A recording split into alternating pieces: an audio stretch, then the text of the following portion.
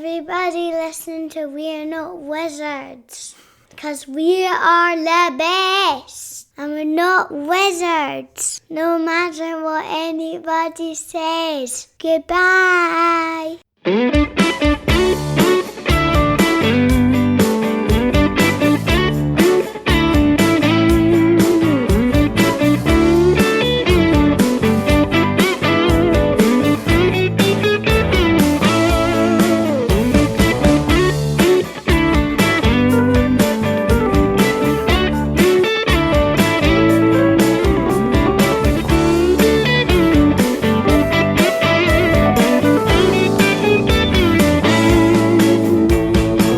Hello and welcome to another episode of We're Not Wizards. My name's Richard. I'll be your host for September.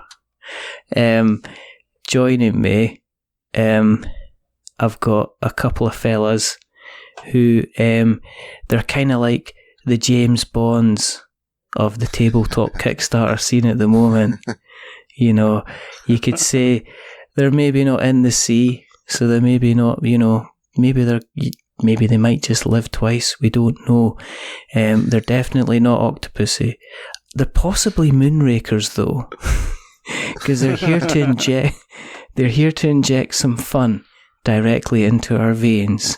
Because from IV Studios, and I meant that, we've got Austin Harrison and we've got Zach Dixon.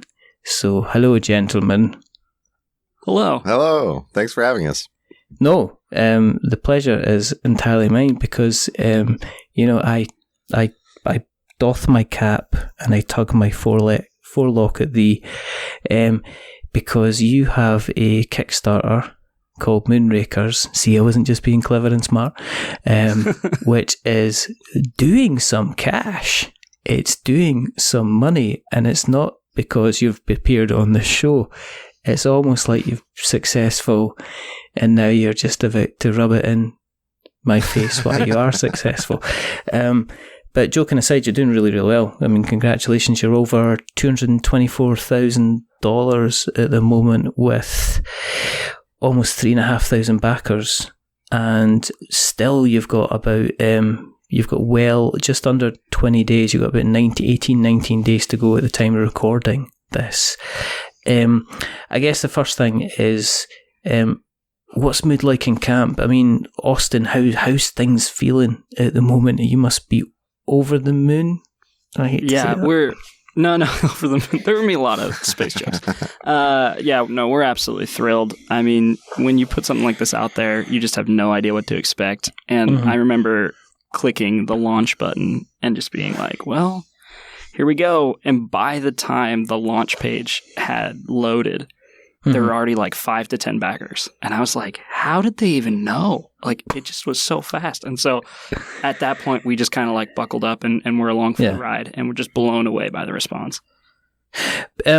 Because this is I'm right in saying, is this your first game that you've had out there? Yeah, you've not had any previous experience at all, no? First tabletop game, yes. We did ship a video game a couple years ago called Bouncy Smash, but this is our first kind of physical product, first tabletop game. I need to hear about Bouncy Smash. What's that all about? Yeah. So I guess more background on our studio. We are actually a commercial animation studio. So that's kind of our up until this point, bread and butter. We work with clients like Bad Robot, Netflix, Amazon to kind of help them. Yeah, we help them create commercial animations. And then we kind of branched into game development a couple years ago and made a mobile game called Bouncy Smash. Features a bouncy ball named Arlo who bounces and smashes his way to destroying a bunch of robot baddies. It's I think quite a good time, and we'd love to make more video games in the future as well. But we had an idea for a tabletop game, and we ran with it, and that was Moonrakers. I mean, are you both? I mean, are you kind of guys like a Friday afternoon down tools and let's get some stuff on the table? Is that the kind of the way the office is? Or, I mean, do you play games together kind of outside of work? Are you both kind of quite big kind of tabletop fans yourselves? Definitely. I would say probably about half of, so IV total there's 11 full-timers. But not out of that group, there were 4 of us that worked on Moonrakers in a big way. And so I'd say about half of us are pretty into board games. We've got a group of us who play Gloomhaven. As often as we can. Yeah, as often as we can. So we're probably about, like 20 dungeons, or what do they call it in that? 20 episodes in. 20 episodes into that. Wow. And yeah, so we have had a Dungeons and Dragons group for a little while in the office, which was a lot of fun. Yeah, that was fun.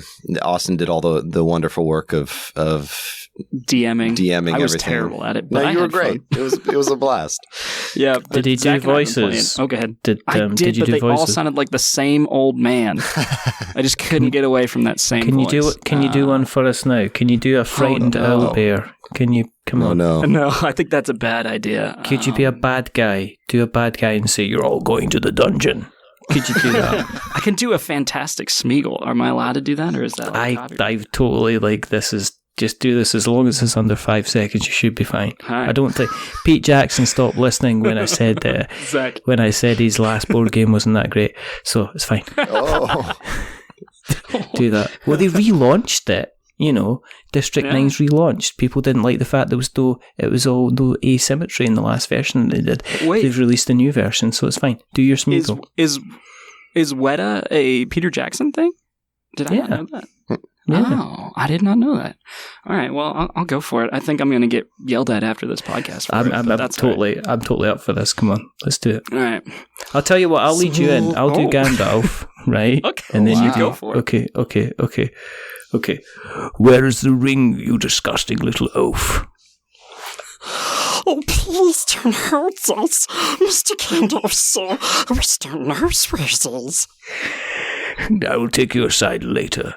You sit down there. I must go. I am late, but a wizard is never late. So there you go.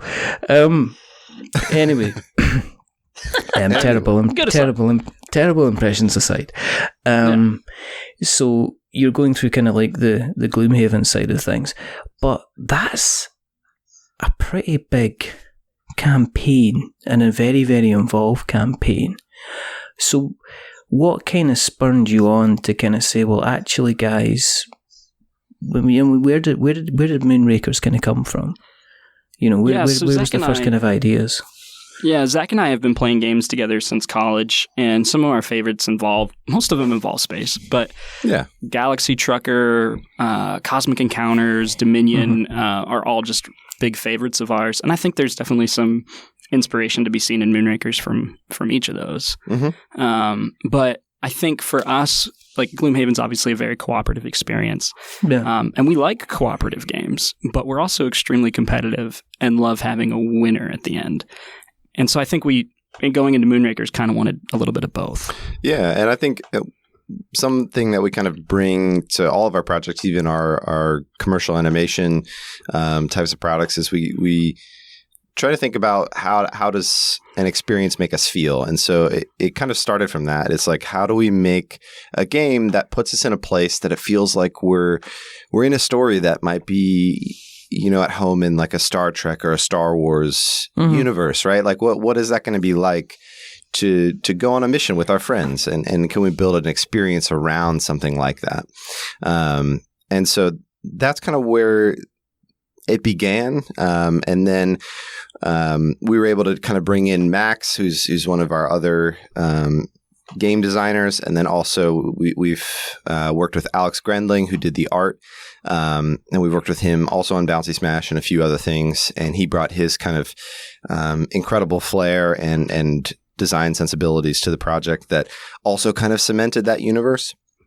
And then with Moonrakers in general, there's a few things that we really love, and I think we'll bring to all of kind of our games to the future is we really value games that have some kind of social aspect, right? Like we've got our friends gathered around a table. Like, we want to interact with each other. We want to there'll be a lot of table talk and some like bartering and social interaction, and you can definitely feel that in Moonrakers. And the other thing that we wanted to bring into it as well is like very little downtime. We want to be able to be involved in other people's turns, and so kind of with those kind of values, that's kind of where we started with Moonrakers, and we just kind of try to build towards that experience. Did you, because you guys are in kind of like a creative production kind of environment, were you quite organised and disciplined about the way that you were putting the kind of the development together? I mean, I'm guessing that in an animation situation, you decide the idea, you decide how you're going to execute it, you storyboard it, you then decide from a technical point of view the number of different shots that you want, you then design the individual shots, you decide on the execution, and then you put the thing together after, testing how different animations would work and how everything kind of ties together. Did you try and maintain that same discipline when you were approaching Moonrakers, or was it a little bit more of an organic process, kind of everything kind of coming together? I think a little bit of both. I think one of the things that was tricky, obviously, is we didn't know what we didn't know. It's our first time doing anything like this, especially at this scale. Like we had never shipped a physical product before, so there's a lot of learning curve involved in that. And then also, like in the prototyping phase, ideally it would be like, we set up a project schedule and some deadlines, and it's like, we need to have our, gameplay mechanics done by this date. Which we did. Yeah, which we did. It didn't work. And we built a prototype, and our first prototype was awful. It was no good. It was no fun. And so it definitely took substantially longer than we thought it would. Yeah. But it was a blast to work on, and we got it somewhere that we ended up loving. But that we definitely hit some hurdles along the way, especially just because it was our first time doing it. Is the version of the game that's currently sitting on Kickstarter, was there a huge amount of stuff that you kind of stripped out, or was there stuff that you ended up having to kind of add in as you went through the process? Yeah, it was definitely a lot of stripping out. Yeah. The first iteration of the game was very, very involved. It was much longer missions. There was like HP on your ship, and there were like battles and enemy ships, and they had enemy decks, and we essentially stripped all that away and just kind of came down to contract cards that had some very simple requirements on it. And because essentially that was the process of the whole thing, right? It's like let's get rid of anything that we don't love, and let's hang on and enhance the little things that are fun, and let's make sure we can find a way to do those things over and over and over again. And those things ended up being, allying with each other and kind of negotiating, building an awesome ship. Yeah, building an awesome ship. And building a deck that you love that feels unique, and let's also find a way to make sure that building of a ship can feel drastically different from every single playthrough, so it's fresh every time you come at it. Was it the general idea to go to Kickstarter from the beginning? Because I know that's kind of like, that seems to be where a lot of people kind of naturally drift to. Did you consider actually approaching kind of like a publisher at the time, or were you just like, I wouldn't even know how to approach a publisher, so let's take this to Kickstarter? Yeah, I think we loved the idea of Kickstarter because there weren't any middlemen, and we could be very connected to the audience and be very listen to the people that are investing in the game, and I liked those aspects of it. But it also gave us like a pretty clear path. There are a lot of really great resources online of like, hey, this is kind of how you do this. And it just gave us stepping stones to get there. I mean, the Stonemeyer blog is probably one of the most talked about Kickstarter resources, but really just was huge for kind of giving us the milestones along the way to get there. Yeah. And I think another thing, publishers are great and can be very helpful with certain things. But I think the way that our studio is set up, we're used to marketing. That's what we we do all the time. We make videos for people that help sell products or advertise their services, and so we wanted kind of the opportunity to do that for ourselves. So we kind of wanted to use this as a practice of like, let's build an audience for something. Let's learn how to target advertising on Facebook and Instagram, and let's build those out. Let's see what works and doesn't work. Let's build our own email list and kind of, overall, we knew going into it was going to be one really big learning experience. And moving forward, we want to make more games. We want to make more board games and video games. We want to make our own intellectual property. And so this was really just a grand experiment of like, can we do this as a studio? And let's take what worked and what didn't work and bring that to the future projects that we're going to work on. How did you find with the kind of the community? I mean, I'm assuming that there is kind of like on somewhere there is a kind of there's an animation kind of Facebook group and there's film Facebook groups, and you guys all sit around and have discussions on that. Did you find that it was a similar kind of community? I mean, did you reach out into the kind of the tabletop community through kind of social media and start interacting to find your audience from there, or how did you approach the kind of your audience? How do you find your audience from basically from nothing? Yeah, at first it was very much just like kind of shouting into an empty room. We were just posting consistently every day, and the algorithms, I guess, really like that and just start showing it to more and more people. And so at first it was just, oh, hey, this artwork's cool. I'm going to give you a follow. And that was a slow conversation that we built up over 3-4 months before launch, that we were posting daily. And then from there, it started growing with people that had play tested the game, maybe at Gen Con or in Nashville, or people we sent copies to, because we sent out a lot of copies for people to play. And just to give a call out to our Discord, they have been amazing. Yeah. Just 150 people in there that give us feedback on almost everything we do before we do it, and just are really, really passionate about the game. A lot of them have already played the game, but that community did kind of like come organically, but a lot of them are seeing the game because they saw an ad originally too. So it's a good mix of people that we had come to us and people that we went out and found. Okay. One of the things that we wanted to do as well is just make sure we had a lot of content. So we did a lot of photo shoots, and we made things like we made a graphic novel that kind of explains the backstory. We made like a fun kind of opening title sequence for the Kickstarter. We're trying to build that world, and I think that helps invite people in. But also, we invested really heavily in art. Alex Grendling is a world-class artist, and we knew that was really the only way that we're going to stand out is if things look great.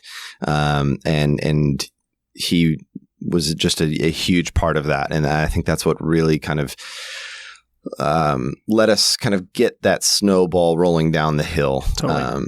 As we kind of started sharing Moonrakers with the world. It led me to answer the email almost immediately, I think. When you reached out to us originally about kind of talking about kind of having organizing this, I think the first, I'm thirsty for good art, basically. I love a good bit of art. And, when your email came in and you said, okay, well, here's goes like, okay, I don't really care what this game is about. I just know I need to see some more of that sweet, sweet art. And that was it. And it's kind of like that was the kind of the way I like the kind of the abstractness of it. I like the kind of I don't know how you describe it. Am I right in saying it's almost like pointillism in terms of how it's graphically being produced? Lots of little dots, and I kind of loved that. And it was a case of, yes, I need to speak to these people, even if it's for 5 minutes, and it was just to kind of find out. But I think just looking at even the campaign page, the kind of the professionalism, you can tell that this is something you guys kind of do in a different aspect on a day-to-day basis, just with the way that you've kind of done that. Do you think that's kind of helped people landing on the page that, even though, you know, if you look at it, it looks like, well, you've broken the cardinal rule of Kickstarter because you've only backed 23 projects. You've not backed like 150 like other companies done, and you hadn't created anything before. Do you think that campaign, the way you'd done the campaign page, was that? I mean, that's obviously helped, but was there a lot of work that went into that? I mean, you've got animations on there, so. Oh yeah, it was a whole lot of work. We were a lot of very, very late nights. And yeah, I mean, just like so many animations on the Kickstarter page, and also the animation that kind of closes out our Kickstarter video. Just tons of late nights. It was a blast to work on, but yeah, you're right. I mean, tons of work. But one of the things that we wanted to do is we wanted to make sure that any interaction you have with Moonrakers, and really anything that Ivy does, like we want you to know that we're going to put everything we've got into it, because that's what we want to put into the world. Like we want you. I think it really helps build confidence as well too. Like every single part of that Kickstarter page we slaved over, and we changed twice and redid it because we wanted to instill that confidence, because we haven't built that confidence yet. Yeah. It's the only way that we can say like, hey, you don't know us, you don't know this game. But it's we're doing everything we can to make it as great as possible, and we're trying not to overlook any details. Yeah. Were you tempted to put little spaceship animations in some of your clients' stuff to subliminally pass the message about, and also in a kind of dodgy dealing thing? Is there kind of like a department head of Netflix who found he also helped to pay for several rocket ships and went, oh, these are cool. And it's like, it's the next series of Fuller's House. I didn't realise it was set in space. But we'll keep the rocket animations. Like, thank goodness you helped pay for this. But no, no, I was going to say, but in terms of the serious question is obviously in the rocket ships, how big were the fights in the office about which rocket ships were allowed in the game, and how many of you kind of managed to get your little designs on the cards? Because I know that happened. Honestly, all the ships are designed by Alex, and so yeah, that's not true. Michael did some as well too. Yeah. One of our art directors on staff. So you didn't design a ship then? I did not design a ship. No. No, it's pretty much just do a little sketch and then kind of move through to execution from there. So Austin, did you design a ship? You designed a ship secretly, didn't you? If I designed a ship, it would look like the equivalent of a stick figure ship. I am not a designer, sadly. Help, we're getting attacked by a donut. Exactly. It would look like a donut. Yeah. That's a shame. But I mean, did you, as the art's kind of getting produced on the game, are you starting to think, like, when you were developing it, are you starting to think, well, this is something special? I mean, how long was it before you kind of put the kind of all of the art together? Did you just put a couple of kind of sample designs in the decks to give an idea, or did you kind of go all out on everything? Yeah, so the art actually took quite a while to make, and I was impatient and had made really terrible, like, black and white, like, stickers on blank cards copies. Mm-hmm. And so the first few playtesters played with zero art almost, and it was really terrible. But as we went, we got a base, like, illustration for a shield, a thruster, a weapon. And at that point, we made an actual deck with just the same illustration over and over for each part.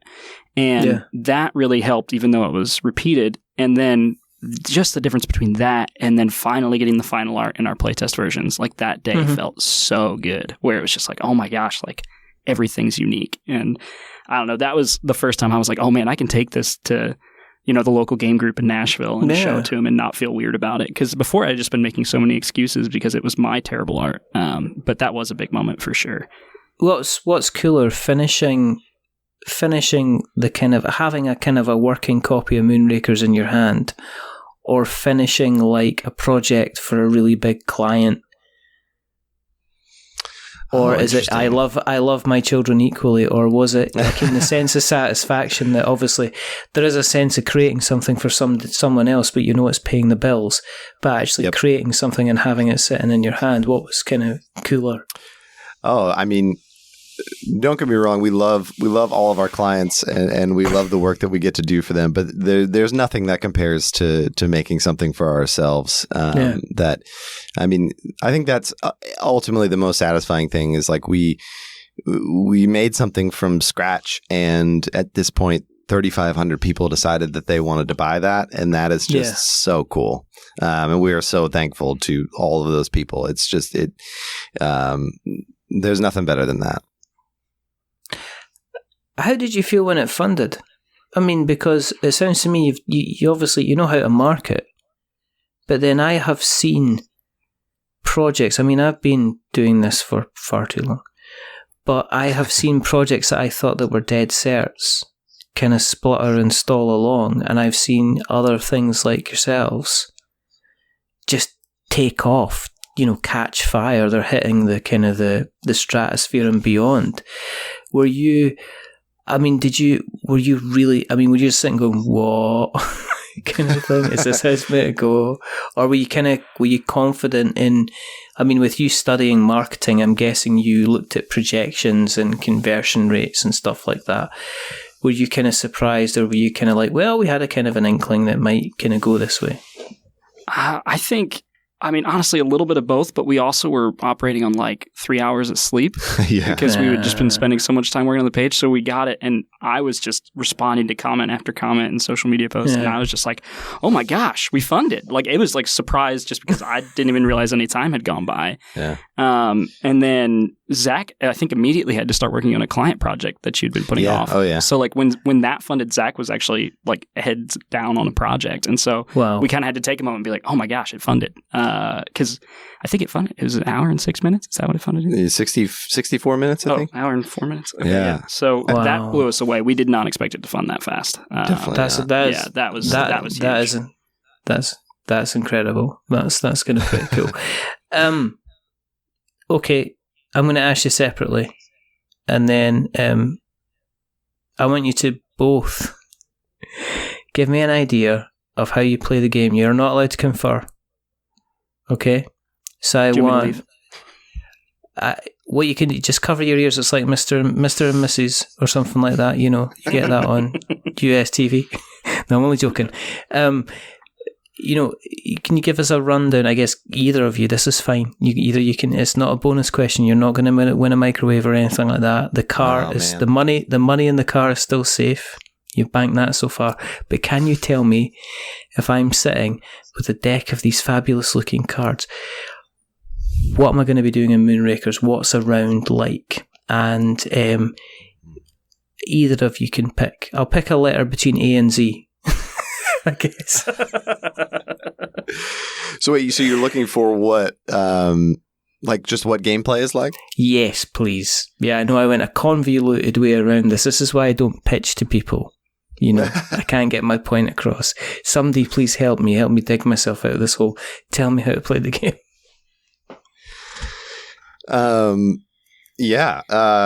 Let's see. Given it, so it's basically all centers around completing contracts. So Moonrakers is a deck builder, 1 to 5 players, centers around completing contracts to earn prestige, which the winner of the game scores 10 prestige, making you the leader of the Moonrakers. And then you earn credits, which then let you buy crew and ship parts to hire crew. Oh, excuse me. Oh, did I say buy crew? You said buy crew again. That's not good. You don't buy people. No. You earn credits to buy ship parts and hire crew, which makes your deck better, allowing you to go on more difficult and crazy contracts that get you more prestige and more credits. And then all the while you are essentially tackling contracts together with the people you're playing with. So you may invite allies to join you to take on contracts that you might be able to not do on your own. And then you need to kind of barter who's going to get what rewards, go back and forth. And yeah, first person to get 10 prestige wins the game. Yeah, some of the favorite parts that are just kind of come out from playtesting, there's no like HP counters on your ship or anything. Every contract has a amount of hazard dice that you have to roll. And basically these just represent the things that could go wrong on the contract. So even if you finish the contract and succeed, maybe you ran headlong into an asteroid. And so that didn't make you look very prestigious. And so you can actually go down in prestige, which is our victory points, if you happen to roll poorly. So if there's a contract that was worth 1 prestige and you rolled 1 hazard dice and it said you had 2 hazards on it, if you couldn't block those with shields during the contract, you would actually go -1 on that contract. And so a lot of people really like the fact that if they tried a really risky contract alone, they had the opportunity to go big and get big points, but they had to roll a lot of dice, and so they could go down as a result of that. But if they worked together, they kind of spread that risk out, and it's a lot easier to block 1 or 2 hazards than it is 4, and especially because there's only 2 shields in your deck when you start. So the game kind of forces you to be friendly in the beginning, and I think that's my favorite part because I love that competitive or that cooperative feel. And so it's almost like you have to decide, when am I going to turn the corner and really start focusing on getting points myself to win? I think, and kind of another of one of my favorite parts is just like kind of the crazy amount of combinations that you can do each game. So your ship has 4 different ship part slots. Each ship part has, it's almost a like special rule that just applies to you. So maybe it makes your reactors perform better or your engines perform better. But with the cards that we have with crew and ship parts, I think we calculated something like 184 billion possible deck combinations. So that variety each time you come back, I think, is also something that we're really stoked about. And then also, if you want to know how to play the game, we've got a bunch of great videos. We've got like a 140-second version on YouTube. If you just Google 140 seconds Moonrakers, we also have like a full kind of 15-minute how to play. It goes through like going on a few contracts, what that looks like. And then we've also got a Game the Game episode where you can watch me play with Becca Scott and Mark Streed. And cool. Eliza, yeah. Eliza.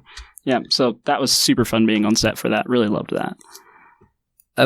Was that done through in kind of industry contacts? Because I don't know many people who would just kind of walk on to kind of like game the game, to be honest. Yeah, there is like they sit down and like take a look at your game, you send them the game, but it is also a paid advertising thing. So they're looking at games to make sure like, yeah, this is something we think can be successful. And so there's like an approval process, but then it also is a paid thing. Cool. The little ships. Tell me about the little ships. What made you decide to actually put the kind of the little ships in the game? That's a good question. I think so. We actually made an entire trailer, and cut it together. And we never finished it because some of the story elements of the game changed, and it no longer kind of worked for what we needed it to. But part of this trailer, we actually made a 3D version of 3 of the ships. So it was like, a full out CG, like looks photoreal. And we're like, wow, these dogfights. Yeah, these look awesome. Yeah. It was like this kind of like, almost like imagine like a scene from Star Wars is like, TIE Fighter versus X-Wing kind of like contract mission moment. Obi-Wan versus Jango asteroid scene. Yeah, exactly like that. Yep. Yeah.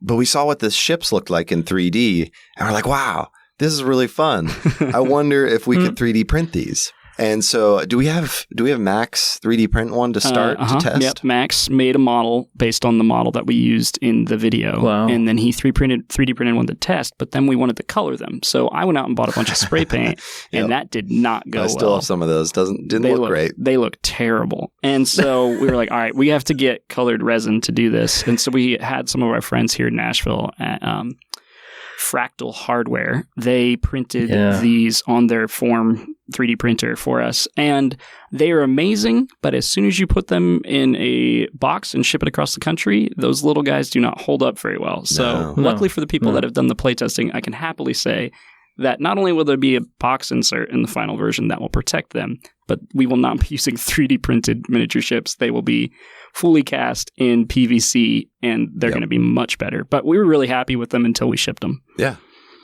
Because you're going to end up otherwise with like 5 little puddles of colour. Yeah. Exactly. Basically, if we're going to be, this is great, but why did you send me the chewed gum? Thanks for that, guys. Kind of thing.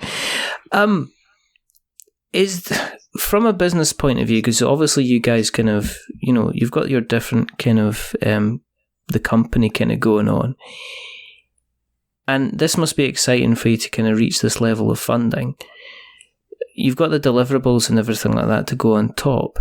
Is this something you're going to look as an addition to the business?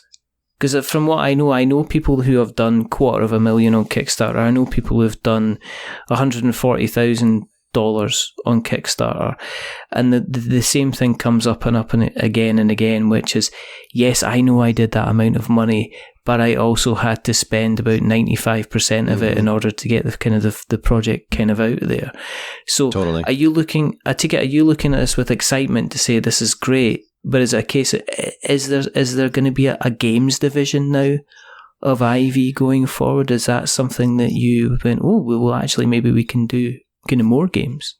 That is definitely the goal, and I think we are well on our way there. It's definitely something we'll take stock of and figure out exactly how that might happen, kind of moving forward. This is, we definitely invested a lot ahead of time in Moonrakers.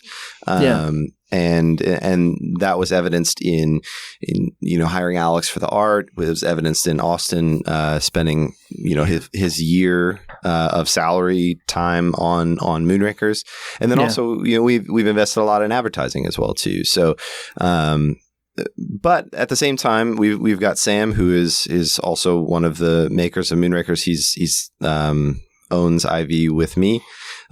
He has kind of been behind the scenes doing all of all the spreadsheets, making sure we're hitting our margins on each copy of Moonrakers that we sell. So we make sure that we can sustain this, that we can kind of push forward into making more games, making expansions for Moonrakers, so a lot of this is really in hopes of setting up a full-time staff that can continue to work on things like Moonrakers moving forward. And we'll definitely have to kind of reevaluate all of that after we kind of wrap up this first one and kind of see what's next. But in that sense, to answer your question a very long way, yes, we would love to have to be the start of kind of a full-time staff just working on games at IV. Have you had to go back to the drawing board with regards to stretch goals? Because I know that there's some businesses that have obviously they build that in. CMON naturally follow kind of like, let's get funded, and then we've got lovely stretch goals where you're like kind of going, guys, we've hit $200,000, we've no idea what we're going to be doing next. Let's go to the post-it note board and see what we can do, kind of thing. Yeah. So one of our main things going forward, and just kind of a part of our company too, is like just trying to make things that we would enjoy and that we want to play. And for that meant making it a really high quality game. Things like metal coins aren't usually in a base version of the game. And some people didn't like that, but for us, it was like that's what we want to play and that's what we want to make. And so we just put all the stuff that we think would normally be in stretch goals in the game. Like we could have easily taken out all of the purple cards from the game and had each of those be a stretch goal. We could have made the cards just a base level card, because the purple cards, are the best cards in the game. They're like the top tier of each ship part that they're in. And then we could have made the cards a low quality and then gone to black core, but we started there. And so there was just so many things that were like, we don't want to risk not hitting that stretch goal and then not have that in the game. Yeah. And then the other part, and this is all Sam's idea as well, is just like we don't want to get carried away with stretch goals and kind of eat away at any kind of profits that will help us to continue to make games, continue to make Moonrakers expansions, all that great stuff. And so we just wanted to make sure that everything about Moonrakers from the budget side is carefully planned. It's planned in a way that we'll have enough, wouldn't make enough money off of each game to advertise, and then also make enough money to continue making games to kind of be able to move forward and also support this game. So all those things kind of come together in kind of our reasoning behind not doing stretch goals. Yeah, and then we actually saved some stuff to announce through updates, one of which happened today. So from the very beginning, we've been planning on doing spot UV on the boards and on the box. And that's just been the plan from the start. But we didn't tell anyone that until today, except for one guy in the comments was like, you guys should really do some UV on this. And I was like, well, we're planning on it, but you'll find out more in a week. So we have a few more surprises like that that we're looking forward to share. But yeah, it didn't feel like we needed the stretch goals to get the excitement when we knew we were going to be sharing content about the making of the game and then the cards in the game. And yeah, it just didn't feel necessary. Yeah. And as I think Zach said, it's really important. You've got to know when you've got to say stop and the stretch goals are reached. And if you fund us more, then it just means more people are going to be getting the best version of the game possible. And I have seen kind of other campaigns kind of almost suffer in the end product because the stretch goals kind of, some of them added quality of life and some of them were adding on kind of bits in the game that you kind of felt were maybe carved out. And that's down to kind of, that can be down to kind of experience, but you're in the lovely place where you're funded and you're kind of like, well, everything else is kind of like a bonus. Have you got the next game in the planning stage, and are you moving towards more of a fantasy theme, potential dungeon based game after your experience with Gloomhaven, or am I just fishing to find out some information? Wow. That was oddly on point. We literally had on my way into work today, I called Austin. I was like, I got an idea for a dungeon crawler. And very early stages. Very, very early stage, like literally like this morning. But we do not have any like firm, we just got this out the door. So like we've been really focusing on that. But we've started thinking about it for sure. Yeah, and I don't think we're done with the Moonrakers universe either. We have a lot of cool possibilities for expansions after we deliver this guy, and then I want to do a Moonrakers 2,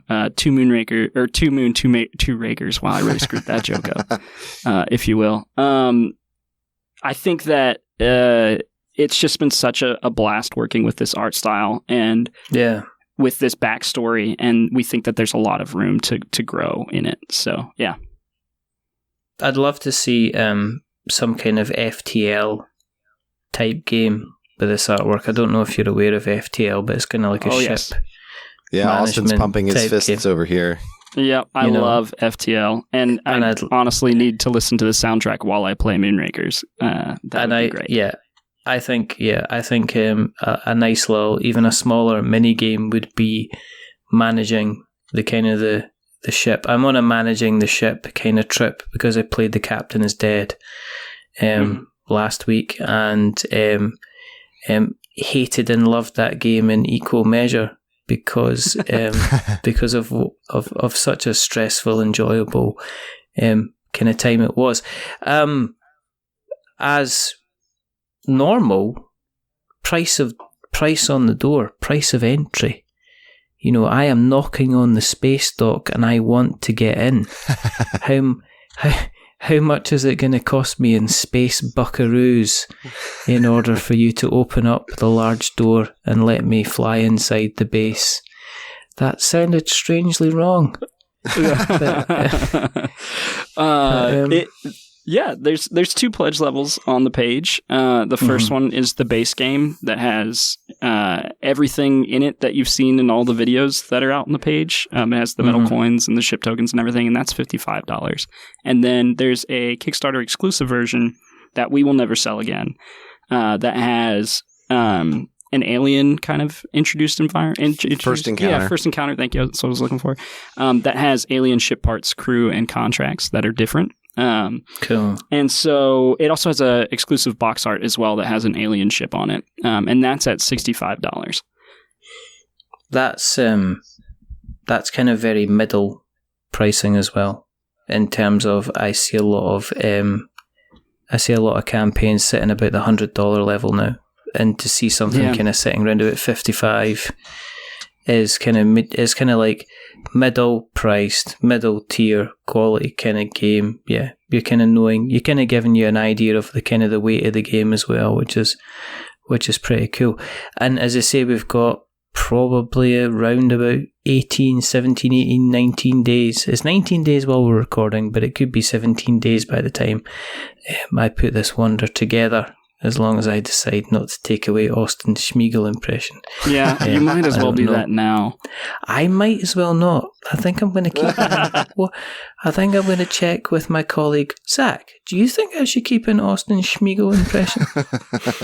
I don't know. I've heard that Schmiegel impression for over a decade now. So I've heard you've got it as your ringtone. So you cannot. That'd be terrifying. It's the phone. It's the phone. That's pretty good. There you go. Yeah, well, man, so much you don't know about me.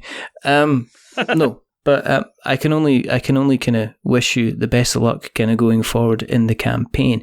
If people have listened along and they do want to keep an eye on yourselves, where do you exist on the internet webs? We exist pretty much everywhere. I mean, obviously check us out on Kickstarter, but you can follow us on, I think, pretty much all the social medias at Moonrakers Game. We're on Instagram and Twitter the most, so please reach out to us there. And then also, if you look around, you can find an invite to the Discord. We'd love to chat with you. Austin and I are on there pretty much every day, just kind of hanging out. We talk about all kinds of things, board games, talk about Moonrakers, talk about expansion ideas, all kinds of fun stuff. So please join us on there. Cool. And I'll make sure that I put all the links in the show notes so that we have got notes to show. Thank you very, very much, gentlemen, for coming on. I am delighted the game is doing so well for you. It looks like it's going to do an awful lot more before the time the campaign ends. If you want to keep an eye on what we're up to, there is a couple of ways you can follow us. Just go to the internet webs and search for We're Not Wizards, and you shall find us on Instagram and Facebook and our website and our blog, which is we'renotwizards.blogspot.com. If you like to watch the terrible videos that we make, you can search for us on YouTube under We're Not Wizards Tabletop Podcast. If you want to continue to listen to us, and thank you for listening to us, and bless you all. Go to one of the podcast catchers of choice, ones that have got pod in them, some that have got cast in them, and some that are so tricky they've got neither, like Player FM and Stitcher and apparently Spotify. And that was just a terrible kind of decision for me to decide to go down the podcast thing. But there you go. If you like us a lot more, there's a couple of other things you can do. You can tell other people about us, because we spread just like measles at the moment. And we love those anti-vaxxers. You can tell somebody else. Or you can go to Apple Podcasts and you can drop us a subscription. Or you can drop us a rating. Or you can drop us a review. If you are going to be giving us a rating or review, don't give us 10 stars because it makes us big-headed. But don't give us 1 star because it makes us cry. And I am really old and I'm an ugly crier. Give us something in the middle, like a 5. Because it's average, and we're just a little bit average. But the gentlemen who have not been average tonight, I have the rather wonderful Mr. Austin Harrison and his wonderful colleague, Mr. Zach Dixon. So thank you very, very much, gentlemen, for joining me today. Yeah, thank you. Thanks for having us. Yeah, thanks so much. It was a blast talking to you. You're very, very welcome. There's only 2 more things to do. The first thing is to remember that we're many things, but we're not wizards. Are we wizards, gentlemen? No, we're not. No, we are not wizards. Absolutely fantastic. And the second thing is to say goodbye. So, say goodbye, Zach. Oh, goodbye. Say goodbye, Austin. Goodbye. And it's a goodbye from me. Remember, stay safe, roll 6s, and look, go to the Kickstarter page and check out the art. And if your fingers aren't kind of floating over that pledge button by the time you've looked at this delightful stuff, I can't help you. I really can't help you. But until the next time, Goodbye.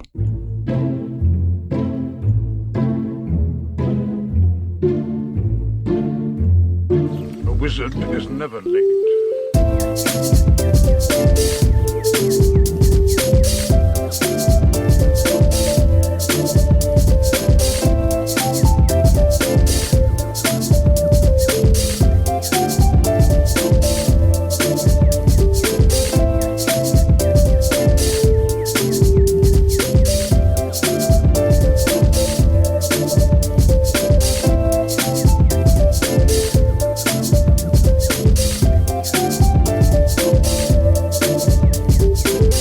Nor is he early.